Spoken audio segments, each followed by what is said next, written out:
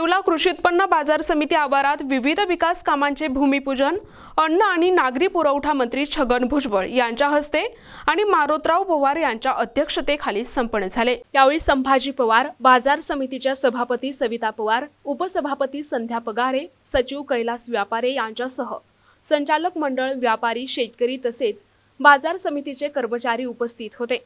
तसेच येवला कृषी उत्पन्न बाजार समिती उपबाजार अंदरसूल येथील विविध विकास कामांचे भूमिपूजन मंत्री छगन भुजबळ यांच्या हस्ते संपन्न झाले। यावेळी खासदार भास्कर भगरे, मारोतराव पवार, संभाजी पवार, सभापती सविता पवार, उपसभापती संध्या पगारे यांच्यासह महायुतीचे पदाधिकारी, कार्यकर्ते, बाजार समितीचे संचालक मंडळ, कर्मचारी आणि शेतकरी उपस्थित होते। भूमिपूजन झालंय, लोकार्पण झालंय, काय सांगा?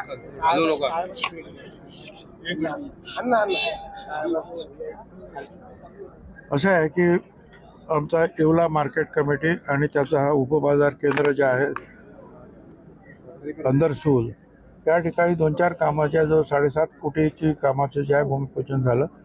त्याच्यामध्ये विक्री हॉल आहे, त्याच्यामध्ये काही कॉन्क्रिटीकरण वगैरे वगैरे त्याचं जे आता काम सुरू करतोय।